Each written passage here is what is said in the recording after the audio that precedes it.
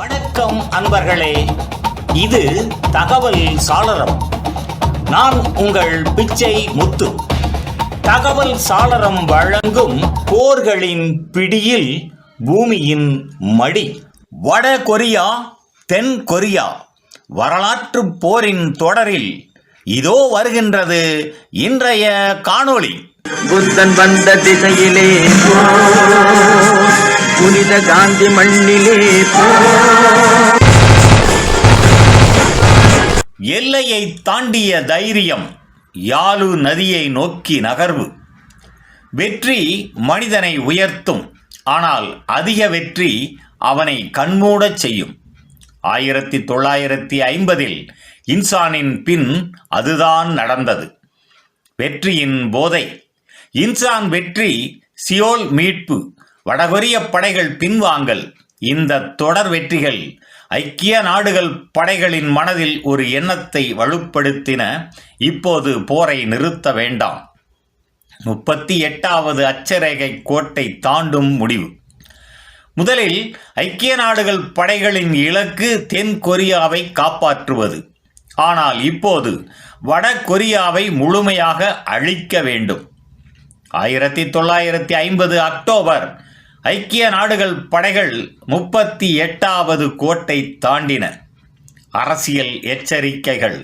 இந்த முன்னேற்றத்திற்கு அனைவரும் ஒப்புக்கொள்ளவில்லை. சில ஐக்கிய நாடுகள், சில அமெரிக்க ஆலோசகர்கள். அவர்கள் சொன்னது, சீனாவை அச்சுறுத்தாதீர்கள். ஆனால் போர்க்களத்தில் வெற்றி பேசிக்கொண்டிருந்தது. மேக் ஆர்தரின் நம்பிக்கை. மேக் ஆர்தர் நம்பினார், சீனா தலையிடாது, சோவியத் ஒன்றியம் நேரடியாக வராது, போர் விரைவில் முடியும். அவர் சொன்னார், கிறிஸ்மஸ் வீட்டில் கொண்டாடலாம். இந்த வார்த்தைகளே வரலாற்றின் மிக ஆபத்தான வாக்கியங்கள். யாழு நதி ஒரு சிவப்பு கோடு. யாழு நதி வடகொரியா மற்றும் சீனாவுக்கு இடையிலான எல்லை.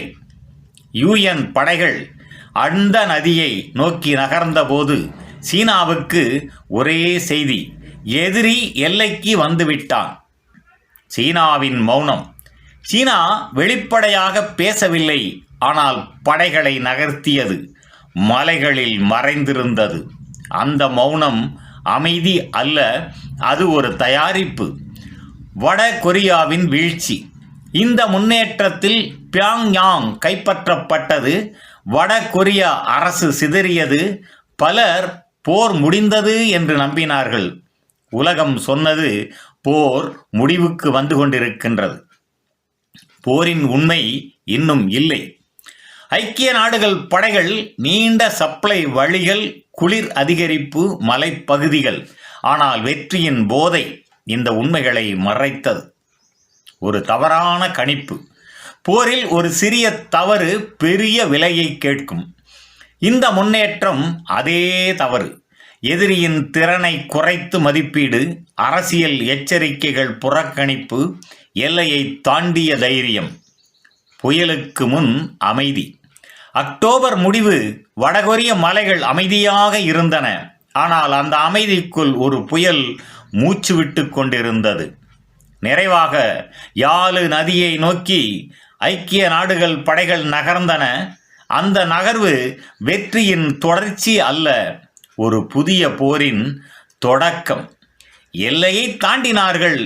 இனி சீனா மௌனமாக இருக்க முடியாது. நன்று நண்பர்களே, இந்த தொடரின் பிறிதொரு காணொளியில் மீண்டும் சந்திப்போம். நன்றி, வணக்கம். புதியதோர் உலகம் செய்வோம், கெட்ட போரிடும்